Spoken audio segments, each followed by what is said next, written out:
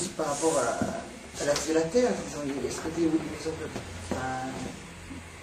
la Terre n'est pas ronde. C'est ça qui fait que les maisons ne sont pas identiques. Ouais.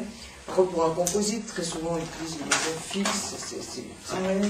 Parce que bon, un composite, c'est évidemment, les deux personnes ne sont pas nées au même moment, donc de toute façon, c'est une composition, comme son nom l'indique. Hein. Donc là, souvent, les maisons sont fixes. Mais c'est vrai que pour l'individu, c'est vrai que c'est intéressant, moi je trouve, avec les gens qui vivent beaucoup plus au nord, c'est-à-dire que tu leur trouves deux signes interceptés, et c'est vrai que tu le sens dans leur tempérament. Tu as les mêmes maisons, la première maison. Non. Comment? Quand il y a les maisons de 30 degrés, il n'y a pas de signe intercepté. Si. Ah oui, non, c'est juste le dessin qui est... c'est exactement la même chose qui est représentée. Les maisons commencent au même endroit. C'est simplement le dessin. Quelques mots pour une voix d'or, je vais remettre dans notre... D'accord. Ah ben, c'est dommage, j'ai pas de... Oh oui, j'aurais pu en apporter. Non, j'aurais pu en apporter. J'ai presque apporté. On n'a pas de signe intercepté. Comme un exemple, mais on voit bien, à la maison 10, c'est la 7, 7 du cancer. La 11 et la 11. Il n'y a pas, mais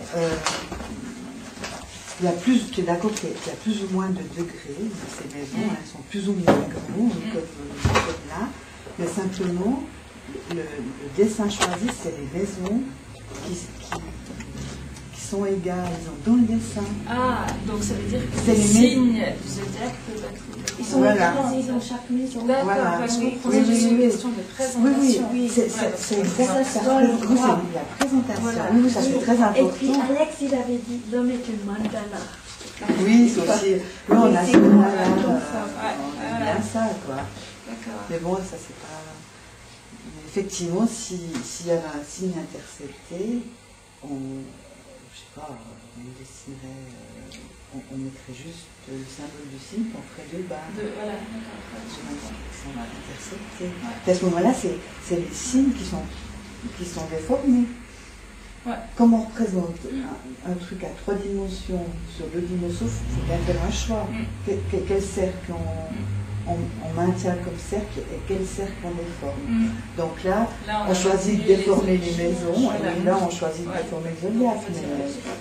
C'est pareil. Ouais, d'accord. Oui, c'est pas si grave que ça. Non. Puis bon, c'est des façons de dessiner qui sont là depuis très longtemps, bien avant. Non, mais c'est les Français qui sont différents. Oui. Au 19e siècle, tout le monde faisait des systèmes comme ça. C'est en France qu'on a introduit une tradition. Oui, c'est vrai, c'est français ça, de dessiner comme ça. Dessiner comme ça? Ah, c'était plus traditionnel. Oui, parce que dans les anciens, vous savez, les thèmes en carré, tout ça, non, c'était toujours les maisons qui étaient mises en avant. Et donc, les Anglais sont plus proches du dessin traditionnel des thèmes que les Français. Donc, effectivement, vous pouvez vous interroger sur l'ambiguïté. Enfin, ce qui est très intéressant chez Rudyard, c'est qu'il parle beaucoup du cycle il parle beaucoup de la Lune et en même temps il est très saturnien, on a l'impression. Il parle beaucoup de la Lune, mais il parle beaucoup aussi du cycle de Saturne directement. Puisque quand il parle de 28 ans, 30 ans, enfin, je sais pas, il le calcule d'après la Lune, mais en même temps on est quand même dans une logique saturnienne. Oui, mais c'est un peu des planètes miroirs, quelque part. Enfin, justement, qu'on retrouve des cycles communs, quand même.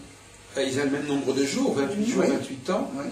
Mais au lieu de s'intéresser directement à Saturne, il propose plutôt un système de progression d'un jour pour un an. C'est une progression.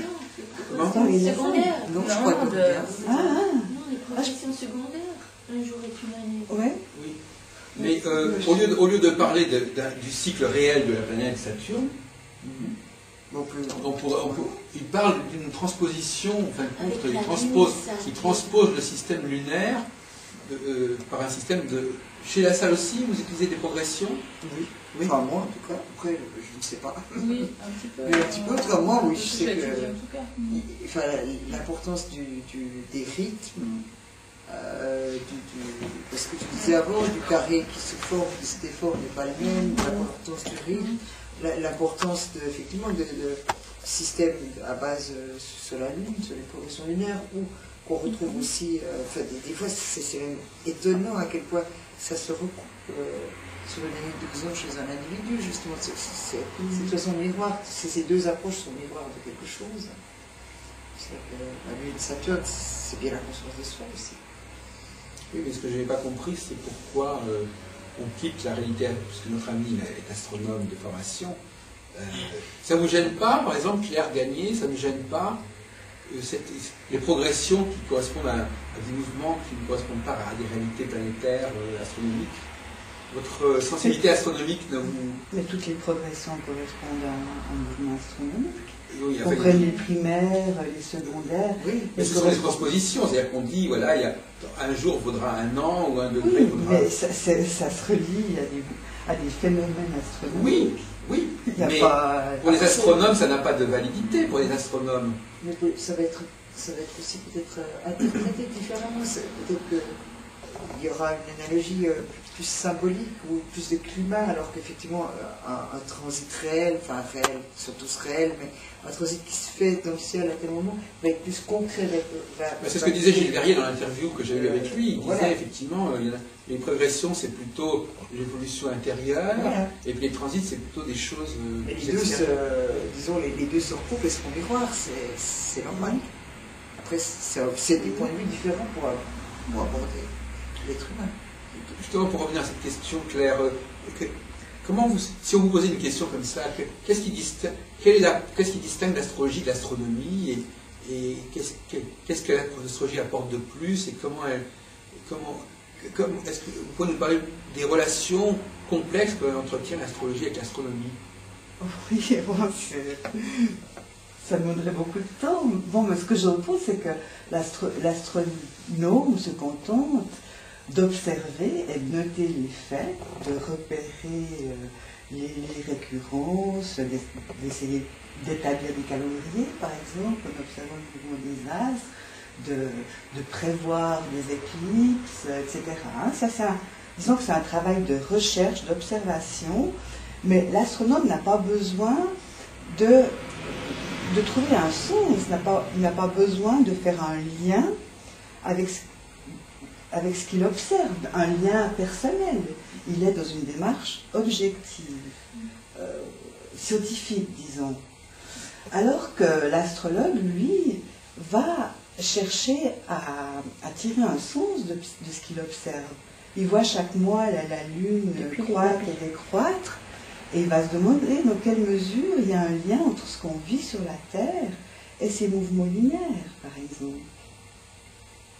Oui, en effet.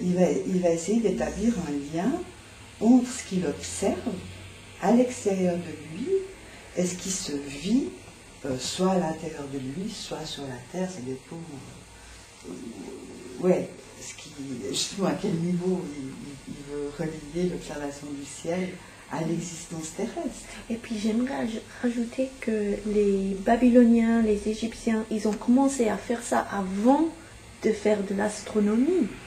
Ils ont observé les astres dans le ciel, et puis d'observer, et puis de noter qu'il y avait des sens avec la Lune, avec Vénus qu'on voyait. Ils voyaient qu'il y avait un sens. Et puis ça a précédé l'astronomie. L'observation du ciel, c'était par rapport à la Terre. C'est un débat un débat d'historien de l'astrologie, de l'astronomie. Là aussi, on pourrait en discuter, de savoir, de ne pas parler de ces choses-là avec certitude. Dans le domaine de l'histoire, tout est à recherche, tout est recherche. La question de comment l'astrologie s'est greffée sur l'astronomie, etc. On ne peut pas en parler comme une certitude. On parle de choses qui sont passées il y a des millénaires. Il y a plusieurs théories. Ce qui est un fait, c'est qu'effectivement, tant qu'on n'a pas connu les planètes, tant que les astronomes n'ont pas mis en évidence qu'il y avait des planètes, on ne pouvait pas faire une astrologie planétaire, hein, c'est clair. Non, il parlait d'ordre planétaire. Les planètes. Il parlait d'ordre. On n'a pas toujours connu les planètes. Il parlait de cycle et d'ordre. Il a fallu les distinguer des étoiles. C'était facile. Ah, Dès que les hommes ont commencé à observer le ciel, il n'y avait rien de plus facile de différencier les planètes des étoiles. Parce que les étoiles, bon, c'est pas pour rien qu'on dit les étoiles Ils sont fixes. Oui. Parce qu'elles sont Mais toujours. justement, mais encore faut-il s'apercevoir. Comment pouvez-vous apercevoir qu'il y a des planètes qui ne sont pas fixes, qu'il y a des étoiles qui ne sont pas fixes, si vous n'avez pas une recension, un inventaire systématique? Imaginons par exemple que nous soyons ici et qu'il y a un objet qui bouge. Si vous ne connaissez pas tous les objets qui sont là, vous ne saurez pas que cet objet a bougé. Parce qu'il faut donc, au contraire, un inventaire systématique de toutes les étoiles pour s'apercevoir que quelques-unes parmi les milliers d'étoiles ne se comportent pas comme ça. Vous croyez que ça s'est fait immédiatement du jour au lendemain? Pas du tout. C'est dans un deuxième temps qu'on a découvert les planètes. Dans un premier temps, on avait les étoiles et on était bien incapable de dire s'il y avait... Vous croyez que c'est facile de savoir s'il y a une étoile qui bouge ou qui ne bouge pas c'est pas comme regarder l'autobus qui passe devant vous. Hein, oui, il y a cet aspect-là, donc repérer les corps célestes qui se meuvent, ça c'est une chose.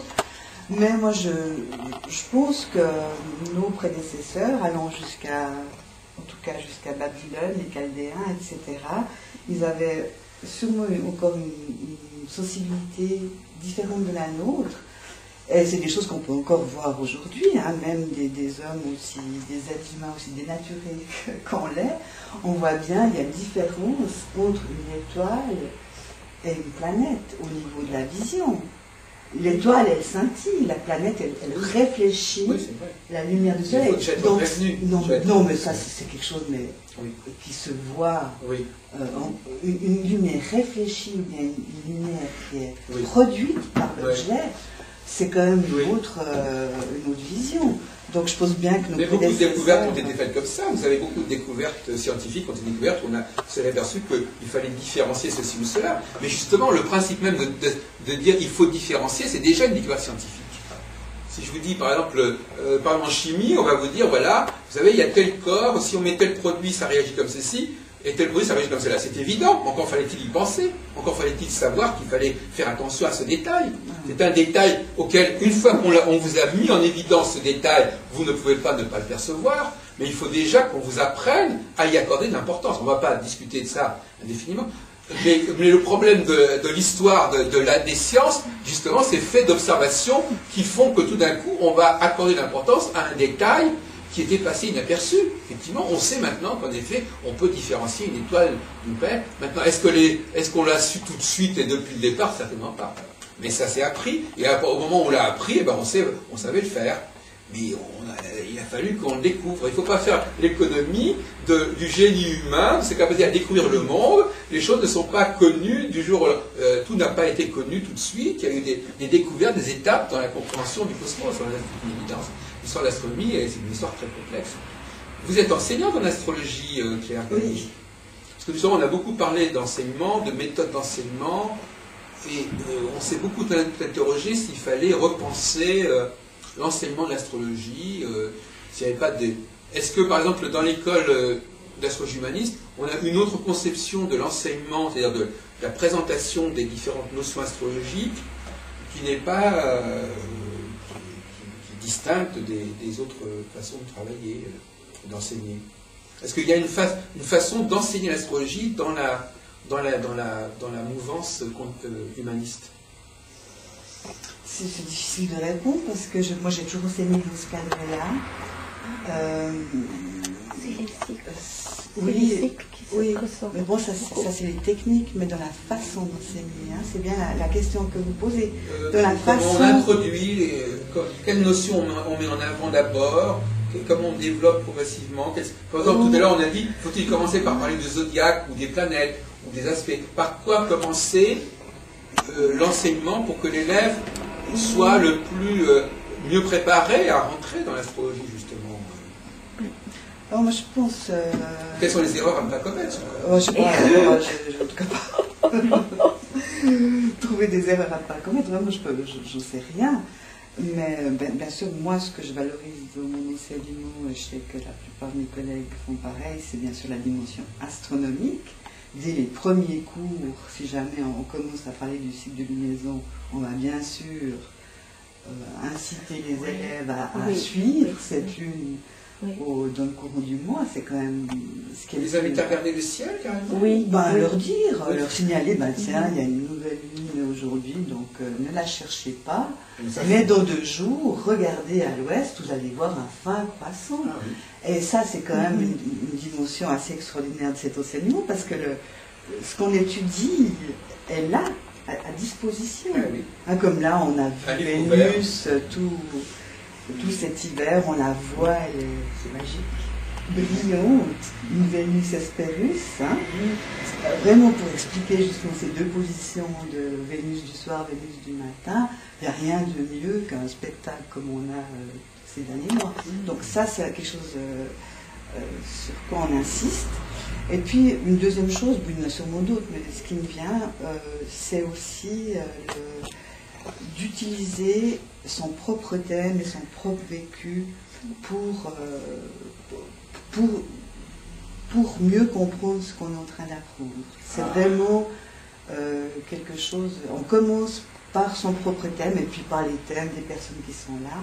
Et ça, c'est un très très bon support pour avancer, parce qu'on a, bien sûr, il y a autant de thèmes qu'il y a d'élèves, et on peut tout d'un coup dire, ah tiens, tu as un dessin comme ça, tu as un autre dessin, et on essaye petit à petit à voir à quoi ça se réfère dans la vie de la personne. Il faut déjà apprendre quand même les éléments du thème pour pouvoir utiliser son thème, il faut déjà savoir. Bien sûr. Alors, donc finalement, il faut déjà quand même apprendre dans un certain ordre les éléments, dans quel ordre est-ce qu'on parle d'abord des saisons, d'abord des signes, d'abord de... Je ne sais pas dans quel ordre tous ces facteurs qui vont composer le thème, on va les présenter sous quelle forme Moi j'aime bien commencer par le zodiaque.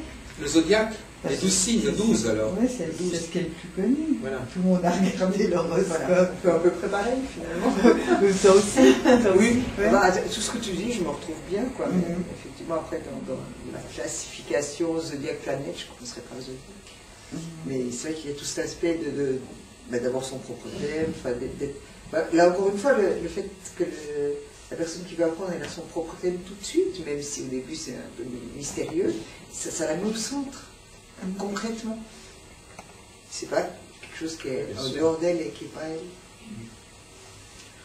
Mais est-ce qu'il y a des choses qu'on réserve pour plus tard? Par exemple, je ne sais pas, des notions qui sont un peu trop, qui pourraient brouiller l'esprit, qui sont des choses un peu inutiles dans un premier temps, pour un débutant, je veux dire. Oui.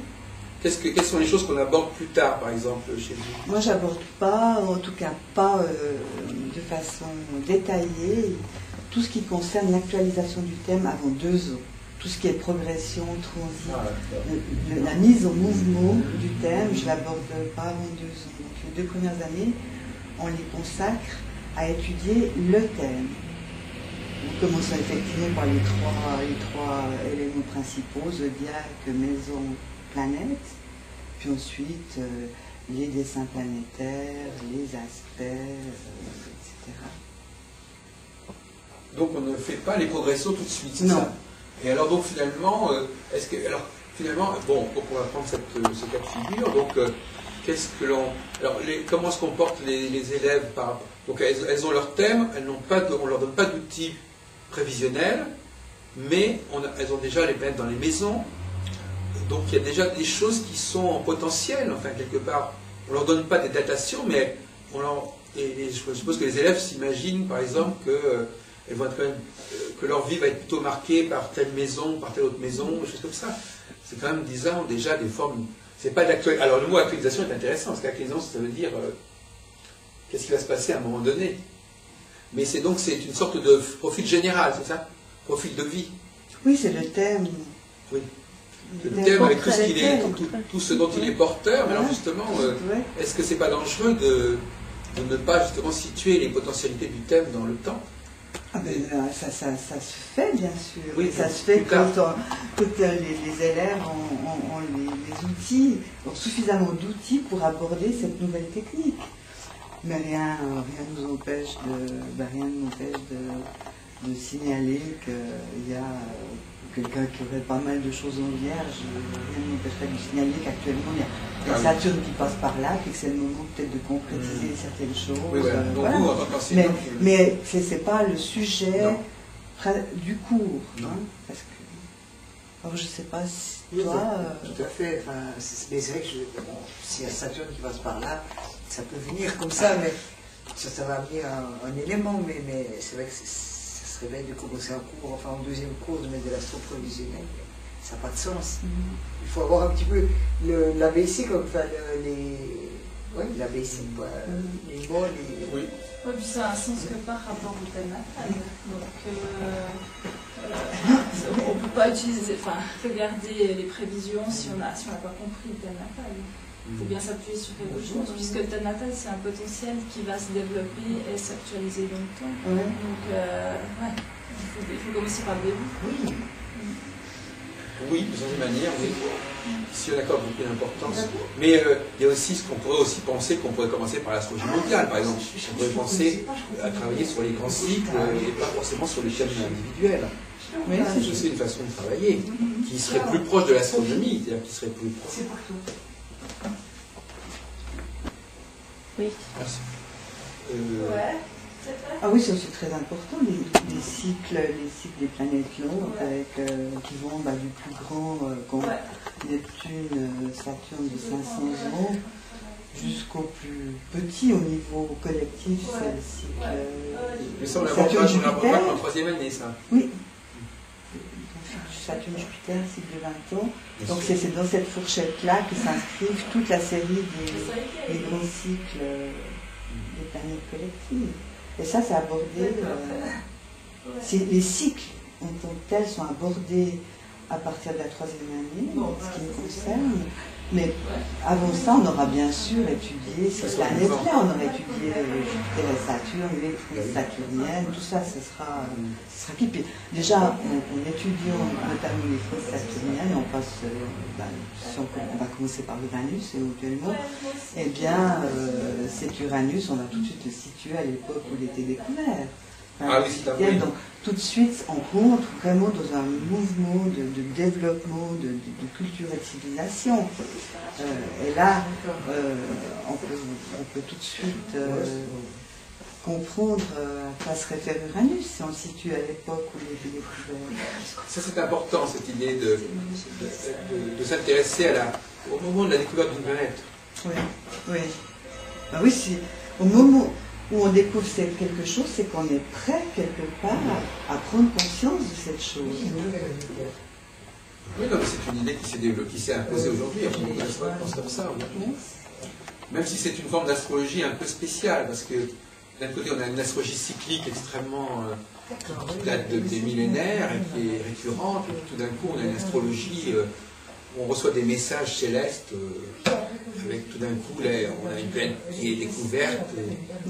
D'un côté, on a une astrologie qui est verrouillée au niveau cyclique, de l'autre côté, on a des facteurs nouveaux qui émergent et que les astronomes, d'ailleurs, c'est vrai qu'avant, il y a eu peut-être l'arrivée de ces comètes là, au XVIe siècle, au XVIIe siècle, mais avant ça, le système était fini, il se finissait à Saturne. Oui. Les comètes, justement, jouaient ce rôle un petit peu comme ça de messager qui annonçait ponctuellement qu'il allait se passer quelque chose. Et bien, justement, les planètes transsaturniennes, elles sont un peu traitées comme des comètes, en fin de compte. Comme de nouvelles étoiles, comme on dit. Oui. La Nueva Stella. C'est une astrologie parallèle, c'est-à-dire que c'est une astrologie de présage, enfin, je veux dire. Parce que au XVIe siècle, vous dites qu'il y avait d'un côté une astrologie Jupiter-Saturne, des cycles de 20 ans, et puis de l'autre côté, il y avait effectivement des comètes. C'était deux astrologies distinctes. Dire curieusement, les théologiens chrétiens préféraient la deuxième à la première.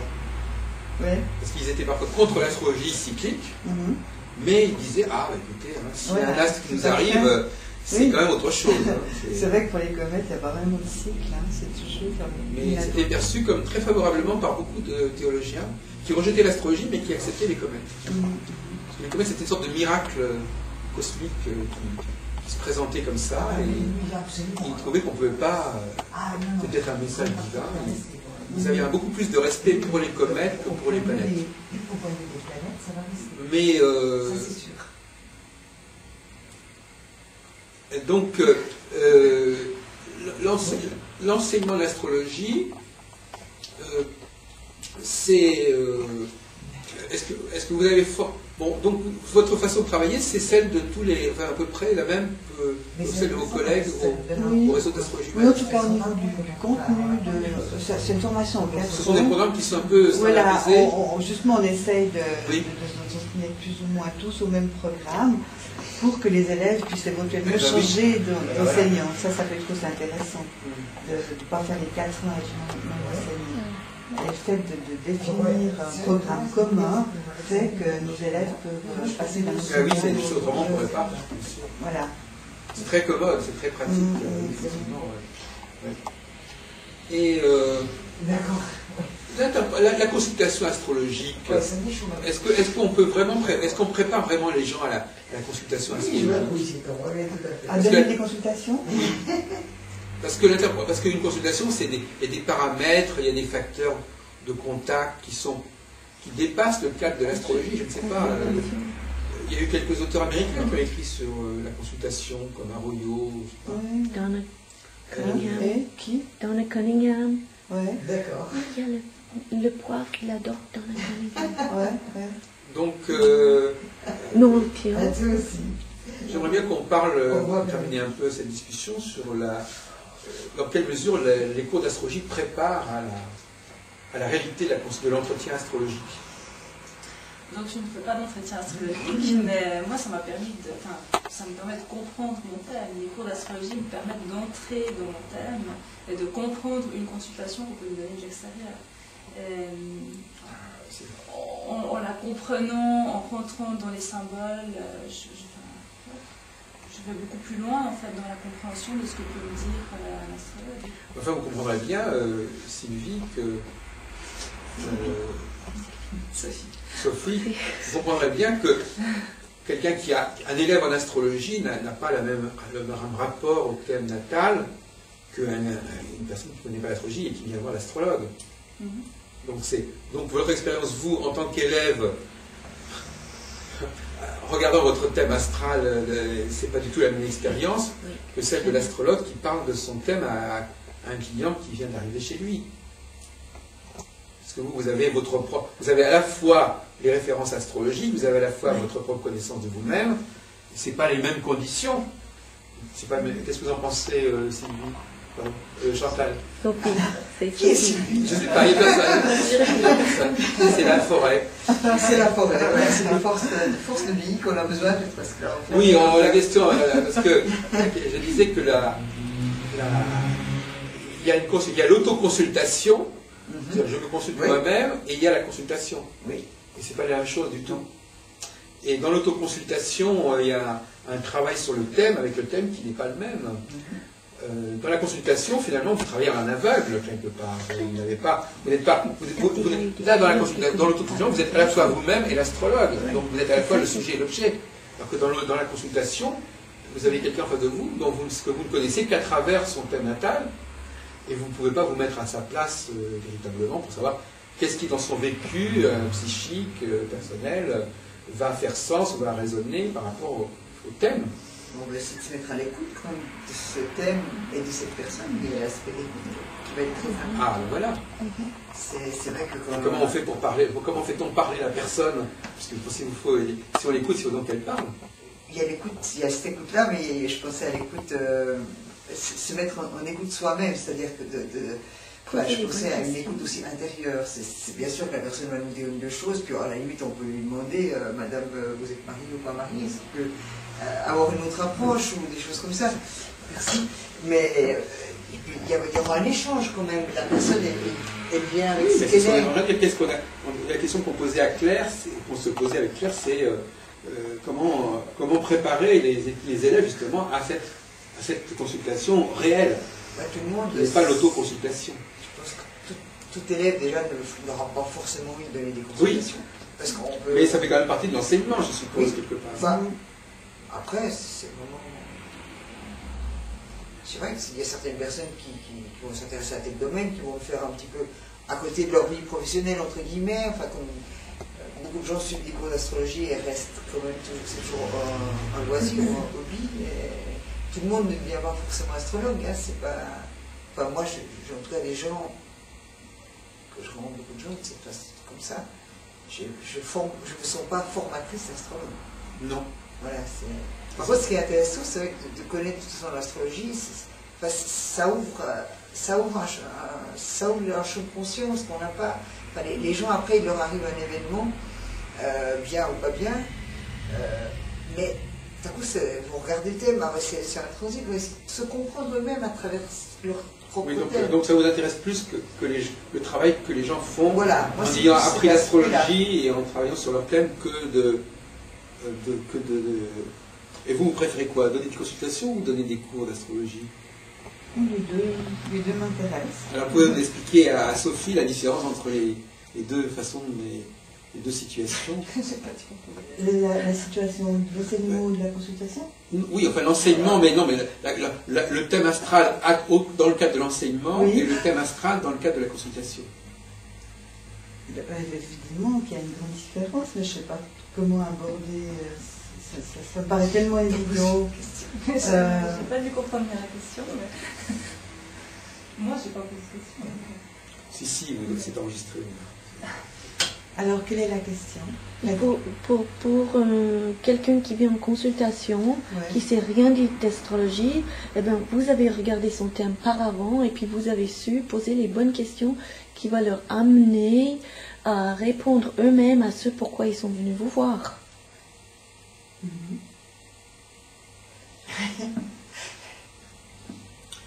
Donc, effectivement, si vous deviez préparer quelqu'un qui vous dirait, voilà, je voudrais être astrologue, je voudrais m'installer, et il dit, j'ai suivi un cursus, maintenant, qu'est-ce que vous lui donneriez comme conseil? Comment est-ce que vous essayeriez de la décontracter, de dédramatiser la situation? Je ne sais pas. Qu'est-ce que vous feriez pour que la personne aborde bien cette nouvelle étape dans sa vie? Donc une personne qui commencerait à donner des consultations. Oui, qui aurait cette intention, oui. Oui, mais c'est un apprentissage. Sur le tas? Je veux pas... Pardon? Sur le tas? Ben non, ça c'est quelque chose... Donc ça s'apprendrait. Qu'est-ce qui s'apprend? Qui s'enseignerait, alors voilà, c'est ça. Oui, dans ces 4 ans de cours... Dans les 4 ans de cours, il y a aussi un apprentissage de la consultation. La dernière année, on fait beaucoup de pratiques à ce niveau-là. Et puis, lors des... Bon, c'est un peu spécial, hein, mais aux examens, on demande une interprétation de thème aussi. Oui, mais l'interprétation de thème, ça n'est pas la consultation. Non, vous avez raison. Vous pouvez faire ça en groupe live. Oui. L'enseignant, il a le thème. Ok, vous avez la personne qui est propriétaire du thème. Ils le font devant vous, ça c'est un... Oui, mais attendez. Les Uber, ils font ça. Le problème de l'interprétation du thème pour consultation normale, c'est qu'on ne connaît pas la personne. Oui, c'est ça. Mais il nous arrive de faire des exercices où il faut trouver une personne qui soit d'accord, mais où peut-être que tu as eu fait ça, Denise, où on demande à quelqu'un que personne connaît, une tierce personne, si elle est d'accord de se prêter à un exercice. Alors à ce moment-là, les élèves montrent le thème de cette personne, qui débarque comme ça, se préparent font leur préparation comme une consultation. C'est aussi particulier parce que là c'est aussi un exercice. Oui, donc la personne en question elle se retrouve devant plusieurs élèves et elle sait que c'est un exercice.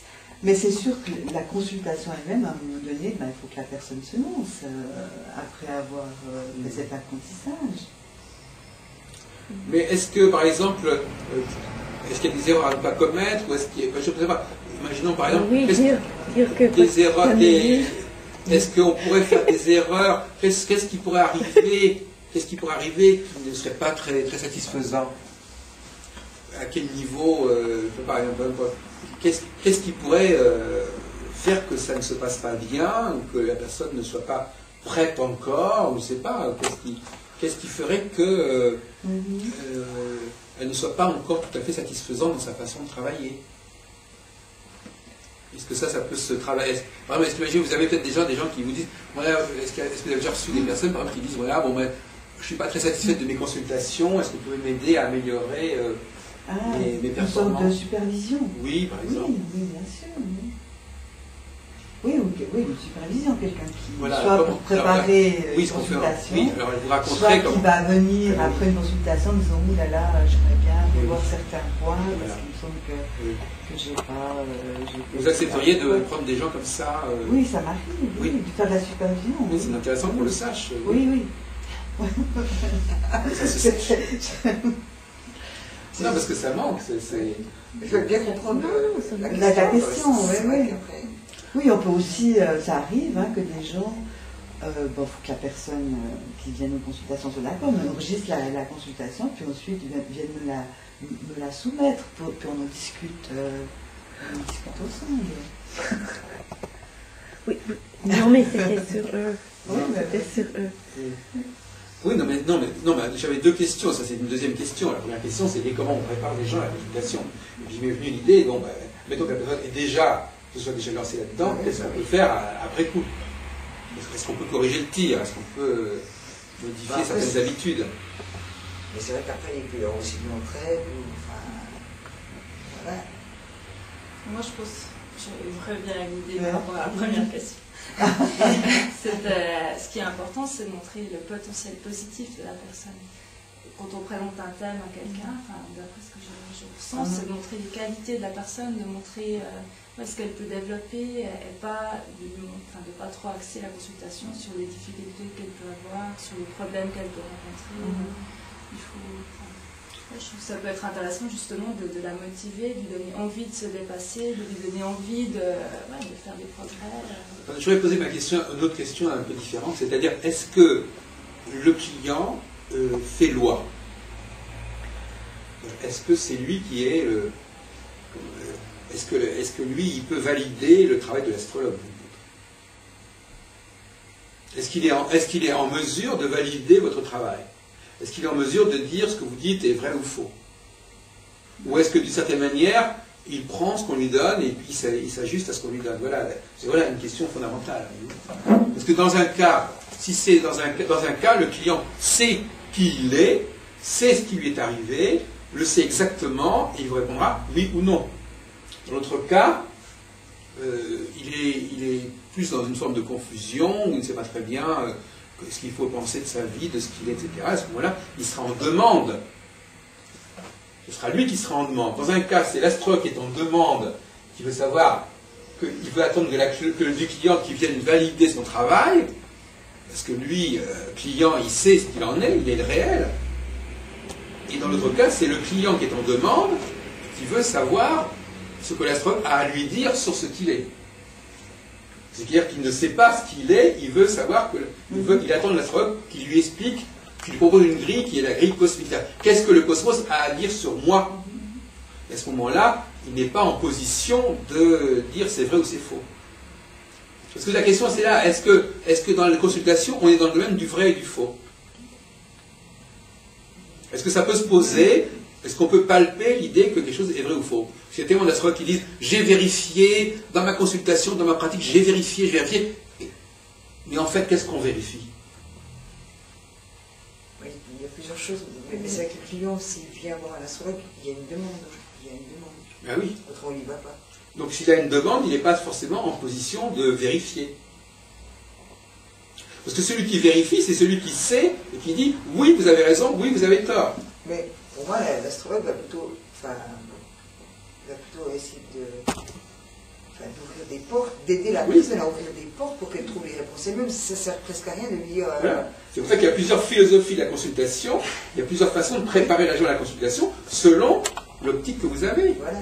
Si vous considérez que la consultation, c'est d'abord un exercice, entre guillemets, divinatoire, pour dire des choses qui vont être validées par votre client ou pas, ou si la consultation est là pour structurer, pour former la personne, et à ce moment-là, la personne, elle n'a qu'à faire l'effort de se reconnaître dans ce qu'on lui dit, mais elle ne va pas vous dire « vous avez raison, vous avez tort ». Il y a un peu des deux quand même. Enfin, si la personne ne comprend rien à ce qu'on lui dit, il faut peut-être qu'on change notre vocabulaire. Oui, alors peut-être que c'est une saison de vocabulaire, mais moi la question, c'est le problème, c'est que, parce que finalement tout est lié, parce que si on parlait tout à l'heure, Pierre Gagné disait, on gagne, je ne sais pas. Gagné, c'est juste. Elle disait, on a des cours d'interprétation, donc on va vérifier si les gens savent bien interpréter un thème ou pas. Bon, on va dire bien sûr, et on va même peut-être mettre des notes, je ne sais pas, des notes, ce travail est bien fait ou pas bien fait, ou ce devoir est bien fait ou pas. Donc, est-ce que, pour dire la question autrement, est-ce que mieux on aura appris à interpréter un thème, meilleur astrologue on sera? Oui, certainement. Moi, je ne pense pas forcément. Je pense que c'est une partie, mais après, il y a la sensibilité nationale qui joue aussi. Oui, mais justement, moi, je ne suis pas en train de poser des idées. Voilà, moi, je vous interroge, je mets en place des éléments de débat. Je suis pas du tout. Moi, je suis tout à fait neutre dans ce débat, pour dire la vérité. Mais moi, je pense que c'est comme un rapport avec un médecin ou avec. Dans d'autres domaines, il y a ça aussi. Hein. Si on présente le thème en l'imposant à la personne, je pense que c'est pas juste. Je pense que la personne ne va pas forcément se reconnaître dedans. Mais le problème, Sophie, puisque vous préférez vous appeler Sophie, le problème, Sophie, c'est que à partir du moment où vous avez l'idée qu'il y a beaucoup de facteurs qui rentrent en jeu dans la consultation, et qu'il y a le relationnel, il y a l'intuition, il y a toutes sortes de modes d'interprétation de la part du client, de ce qu'on lui dit, etc. Ça relativise l'importance de l'enseignement. Oui. C'est ça le problème. C'est ça le problème. Donc, ça veut dire quoi? Ben si, ça veut dire que finalement, la part de l'astrologie et la part du savoir-faire astrologique et la part de la maîtrise technique de l'astrologie peut être plus ou moins grande selon les écoles d'astrologie. Si effectivement, imaginons par exemple qu'il y ait des astrologues qui terrorisent leurs élèves en leur disant attention, vous ne faites pas très très attention à tel facteur ou telle chose ou tel détail, vous allez à la catastrophe et vous allez dire des choses que immédiatement le client va dire mais c'est complètement faux, etc. Il y a une façon de terroriser les élèves en leur disant que c'est très important ce qu'on leur enseigne et que chaque chose qu'ils apprennent est fondamentale, et que d'ailleurs on va valider leur capacité d'interprétation, et que s'ils sont de très bons interprètes, forcément ils seront de très bons astrologues. Donc ça valorise énormément tout le cursus astrologique. Là, il faut apprendre soigneusement tout ce qu'il y a à apprendre en astrologie pour être un bon astrologue.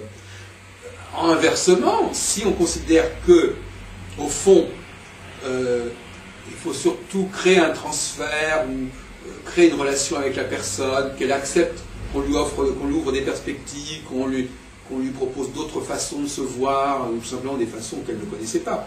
Et souvent, d'ailleurs, c'est plus facile. Si vous ne connaissez pas quelqu'un, c'est facile de lui dire des choses qu'elle ne connaissait pas. C'est presque inévitable. Hein. Si on commence à dire à quelqu'un n'importe quoi, ça sera forcément nouveau pour la personne. Pourquoi pas? Et donc, à ce moment-là, l'enseignement de l'astrologie est moins dramatique. Il est moins dramatique parce qu'à ce moment-là, au fond, il est peut-être même moins long, d'une certaine manière aussi. Parce que ça pose aussi la question de la durée de la formation. On ne peut pas à la fois dire, moi je suis assez d'accord avec vous d'ailleurs, entre parenthèses, on ne peut pas à la fois dire que, au fond, il se passe tellement de choses dans la consultation, tellement de choses qui viennent intervenir, interférer, que finalement, à ce moment-là, on devrait se dire, bon, ben, s'il se passe tellement de choses dans la consultation qui sont plutôt de l'ordre de l'astrologue que de l'astrologie, à ce moment-là, on peut peut-être apprendre l'astrologie plus rapidement. En revanche, si c'est l'astrologie qui est l'élément central de la consultation et le client qui est également tout à fait capable de valider le travail de l'astrologue, à ce moment-là, au contraire, ça va justifier des études beaucoup plus longues et développées. Est-ce que vous voyez le problème? Le problème que nous avons, ce n'est pas un problème innocent. Parce que c'est le problème, ça pose directement la question de la durée et du contenu des études. Bon, pour vous dire la vérité, moi j'appartiens à une école, au niveau de l'enseignement, parce que moi j'ai fondé quand même une école d'astrologie en 75, donc il y a quand même 34 ans. Et j'ai vu défiler dans mon école un très bon nombre d'enseignants, etc. Et on est arrivé parfois à des conclusions qui vont peut-être un petit peu vous ébouriffer. Mais je sais que je vais dire des choses qui vont être tout à fait hérétiques, mais simplement pour vous dire que si on... Bon, si vous voulez, moi je vais vous présenter les choses de manière minimale, parce que moi, vous savez, j'appartiens à ce qu'on pourrait appeler le courant minimaliste en astrologie, hein, dans tous les cas de figure. Minimal, c'est-à-dire, bon, alors minimaliste, c'est-à-dire peu de facteurs astrologiques, peu de cycles, bon, etc. Bon, c'est ça le problème. Mais aussi minimal, et pas de thème natal, enfin bon, mais minimal aussi par rapport à la formation aussi. Donc, effectivement, le fait est que la consultation est une réalité, c'est un cas de figure, c'est un exercice qui existe socialement, un phénomène, les gens viennent en consultation astrologique, donc ils savent à peu près comment ça va se passer, à peu près. À partir de ce moment-là, la question est de savoir comment former des gens qui sont capables de gérer l'entretien astrologique en essayant de le définir de manière minimale. Minimale, c'est-à-dire quelles sont les conditions minimales pour que ça puisse se faire, hein, pour que une relation astrologique, si on peut dire, puisse avoir lieu. Quand on réfléchit dans cette démarche minimaliste, on arrive à pas grand-chose, en fait. 2 personnes. Voilà, on arrive à peu de choses. Alors, je veux dire, cette année, bon, je vous dis ça comme ça, en plaisantant, pour vous mettre un petit peu comme ça, pour vous provoquer un petit peu, mais je veux dire que on se dit, bon, qu'est-ce qu'il faut pour que la personne, pour qu'une consultation astrologique se déroule bien, il faut qu'il y ait de l'astrologie, il faut qu'il y ait des thèmes astro, par exemple. Bon, il faut que la personne, puisque finalement, on a une question qu'on n'a pas posée, c'est pourquoi les gens viennent voir l'astrologue. Bon, donc il faut déjà, si on analyse la question pour laquelle on... Oui, mais on peut y penser, hein, c'est un peu... À 10 000 choses. Non, mais je veux dire, c'est quand même minimal hein, de savoir pourquoi les gens viennent voir l'astrologue. Qu'est-ce qu'il attend vraiment? Donc, quel est son positionnement lui-même par rapport à l'astrologue? Je veux dire, bon, est-ce qu'il croit qu'il va être le juge? Est-ce qu'il croit qu'il va être juge qui vient vérifier l'astrologie, si l'astrologue est valable ou pas? Au contraire, il est quelqu'un qui en demande, en attente, il attend qu'on lui dise quelque chose sur lui au nom de... C'est ce qu'on appelle le transfert. L'astrologue est porteur, est supposé porteur d'un certain savoir, d'un certain éclairage, et il veut connaître l'éclairage que l'astrologie a de lui. Il n'est pas en train de juger l'astrologie. Il veut savoir ce que l'astrologie a de lui. Bon, déjà, si on est dans cette position-là, une position très confortable. C'est-à-dire, moi, j'avais écrit un petit ouvrage il y a longtemps, qui s'appelait « L'astrologue face à son client », entre parenthèses, les ficelles du métier. C'est-à-dire que ça a été traduit d'ailleurs en anglais par Geoffrey Dean, enfin c'était un ouvrage qui est assez connu, mais qui est surtout sur Internet. Il y avait même des petites scènes humoristiques avec des dialogues entre astrologues et clients. En faisant dialoguer le client et l'astrologue, ou bien des dialogues, vous savez, intérieurs. Lui, il pense ça, moi, je pense cela. Et sans qu'ils parlent vraiment, mais chacun pensant quelque chose sur l'autre. Bon. Donc ça, c'est tout un travail sur la relation astrologue. Bon. Alors, moi, j'avais dit pour mettre les élèves à l'aise, je leur disais, voilà, écoutez, imaginez que vous êtes dans un club, le club Cosmos, et vous recevez des candidats pour ce club. Voilà, bonjour madame, voilà, vous voulez vous inscrire dans le club Cosmos, on va vous poser un certain nombre de questions pour voir si vous pouvez entrer dans le club. Et à ce moment-là, la situation, le rapport de force, évidemment, vous imaginez bien, c'est vous qui décidez. Le client, lui, il est simplement celui qui veut être entré dans le club. Donc ça, c'est le cas de figure où c'est le client qui veut être entré dans le club, et comme il a envie d'entrer dans le club, ben, il est prêt à peu près à accepter n'importe quoi, du moment en disant oui, c'est ça, autrement, parce qu'il sait qu'autrement, s'il ne répond pas bien, il ne rentrera pas dans le club.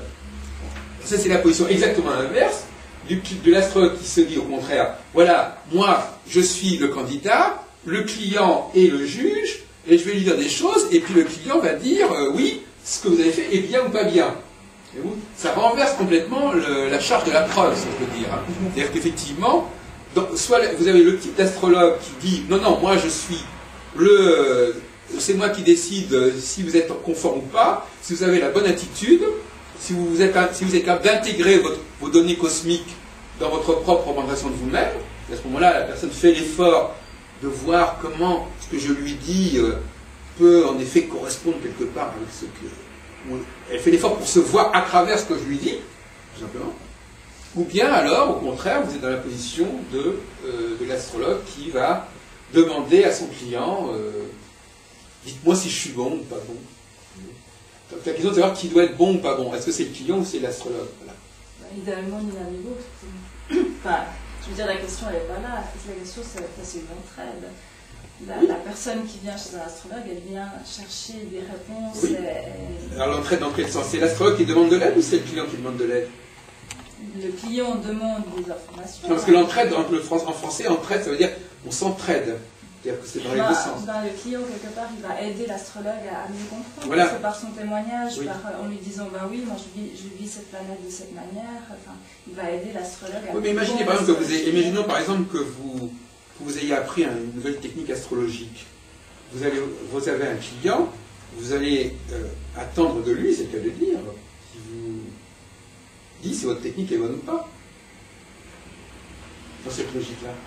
Idéalement, c'est pas vraiment une attente, c'est une proposition. Non, mais je veux dire que vous attendez. C'est toute la question de savoir. Est-ce que c'est vous qui attendez de votre client?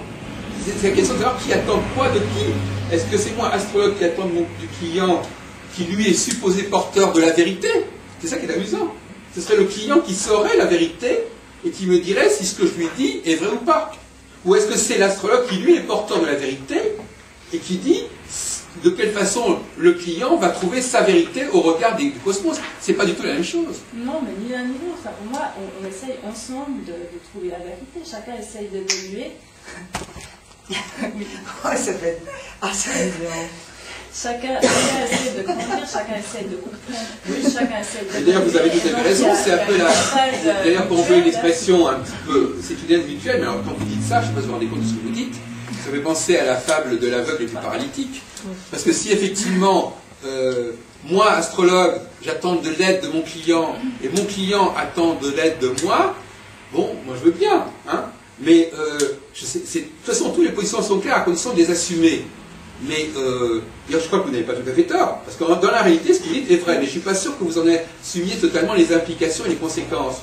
Parce que dire qu'effectivement, et au fond, elle a tout à fait raison, quelque part. C'est vrai que d'une certaine manière... Pas tout à fait tort et tout à fait elle a tout à raison, elle ne sait pas à quel point elle a raison. Ah, c'est ça. Elle a raison sans le savoir ou sans le vouloir. Mais vous avez tout à fait raison de dire que quelque part, en réalité, il y a les deux, mais c'est malheureux. Enfin, il y a les deux, c'est-à-dire que Sophie ne donne pas de consultation astrologique. Voilà, c'est facile. Non, mais je veux dire que, en réalité, effectivement, c'est vrai que l'astrologue compte sur son client, ne serait-ce que pour se faire payer, hein. Ne serait-ce que pour avoir une validation gratifiante, enfin, je veux dire, une approbation gratifiante de la part du client. Donc, effectivement, de ce point de vue-là, on ne peut pas dire que l'astrologue n'attend rien du client. Il attend une gratification dans tous les sens du terme.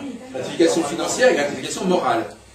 Bon, la question de savoir si son client a... Alors, donc il fait un transfert sur son client quelque part. Puisqu'il attend de lui qu'il soit capable... Est-ce que lui est capable qu'il soit capable de le payer? Ça, je pense que de ce côté-là, il n'y a pas de souci. On peut s'imaginer que le client est capable de le payer. Qu'il soit capable, ou qu'il soit disposé à le payer. C'est là que ça devient plus compliqué. Donc j'attends de mon client, qu'il soit disposé à me payer, quand j'aurai terminé ma consultation. Non, c'est avant, il faut payer avant. Qu'il soit disposé, qu'il soit capable de me dire si ce que je lui dis est valable ou pas. Donc deux présupposés que je projette sur mon client. Et inversement, le client, lui, il est en attente aussi par rapport à l'astrologue, parce que il espère que l'astrologue va lui démontrer d'une certaine manière que ce qui lui arrive, que ce qu'il est devenu, est quelque part en conformité avec l'ordre du cosmos. Qu'il y a une sorte de conformité cosmique à ce qu'il est. C'est ça qu'il attend. Et que l'astrologue, bien évidemment, il est transfert, alors là, de l'autre côté, vers l'astrologue, il est capable, en effet, de lui assurer jusqu'à quel point, en effet, sa façon d'être, sa façon de se voir, de se percevoir, est acceptable, admissible au niveau de la grille astrologique. Donc il y a effectivement, comme dirait Sophie, il y a effectivement cette double attente qui, à mon avis, devrait être enseignée en tant que telle. Il ne faut pas que l'astrologue soit confronté uniquement en sens unique. Il ne faut pas que l'astrologue se dise, bon voilà, oh là là, j'ai appris des tas de choses, maintenant on va enfin voir si c'est vrai ou pas vrai. Parce que c'est beaucoup plus compliqué que ça. Parce que ça surinvestit le rôle du client. Est-ce que ce pauvre client qui est souvent désarçonné, déconcerté, est-ce que lui, on va lui mettre sur le dos la charge de décider non seulement si l'astrologue est bon ou mauvais, mais même à lui si l'astrologie est vraie ou fausse? Vous vous rendez compte? Mettre sur le dos de l'astrologue cette responsabilité de statuer carrément de la vérité de l'astrologie au regard de son propre petit moi qui va être plus ou moins satisfait par ce que je vais lui dire. C'est absolument disproportionné comme enjeu. Donc il faudrait peut-être quand même baisser un petit peu les enjeux, parce que là ça va trop loin. Mais dans l'absolu, quand quelqu'un me dit j'ai inventé une méthode absolument géniale et j'ai tous mes clients qui sont absolument ravis de mes méthodes, etc., il est bien à la merci de ses clients. Hein, il est bien dépendant de l'image que ses clients lui renvoient en disant oui, ce que vous avez dit était génial, c'était d'une précision absolue, etc. Bon. Je vous donne un autre exemple pour vous montrer. Mais excusez-moi, moi je vais. Non, mais je vous remercie, vous êtes très. Voilà. En tout cas, vous avez apporté votre tonalité. Oui. Et je suis très honoré.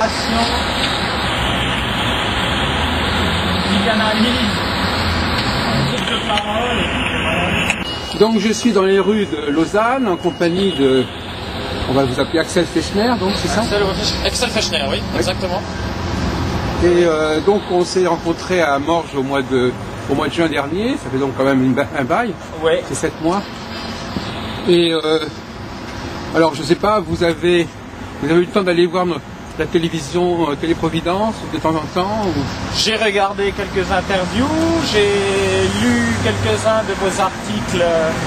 Ah oui, sur Grande Conjonction. Sur Grande Conjonction. Oui, parce que je crois que je n'ai jamais eu votre email, alors donc je n'ai pas pu vous envoyer directement les documents.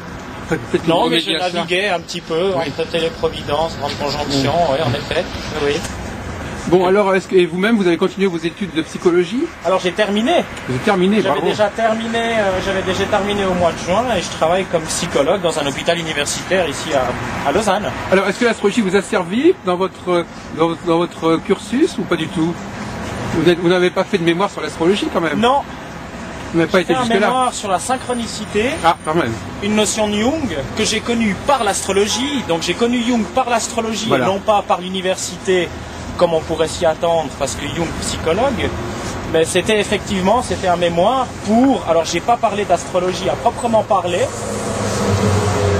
Mais j'ai essayé de présenter d'une quelconque manière cette forme de pensée, d'une part du romantisme allemand.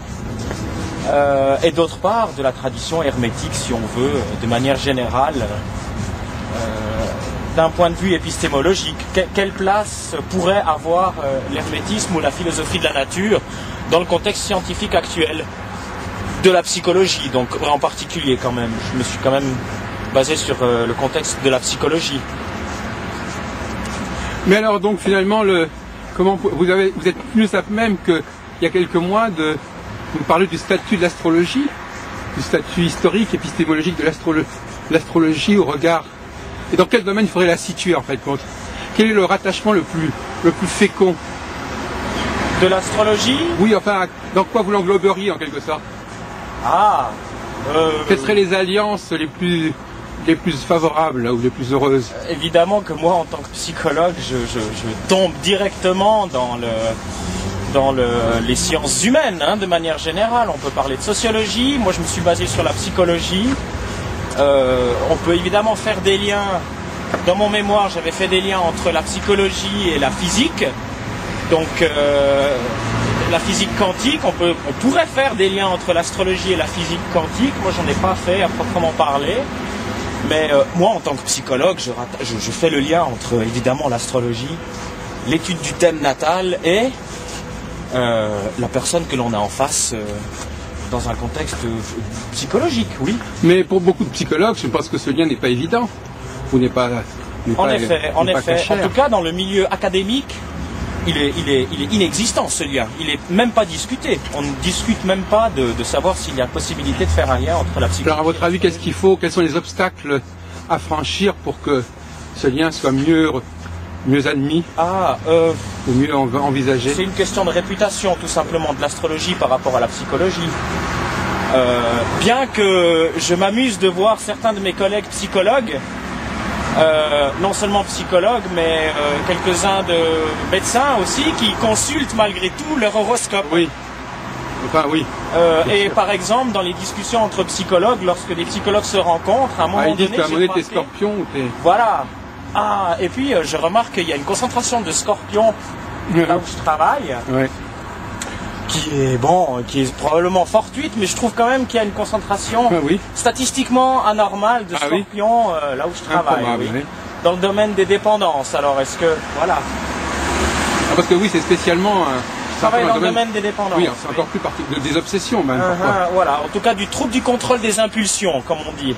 Ah, mais ça serait assez Alors, scorpion, impulsion, moi ça m'a fait tilt assez rapide, et ça m'a amusé.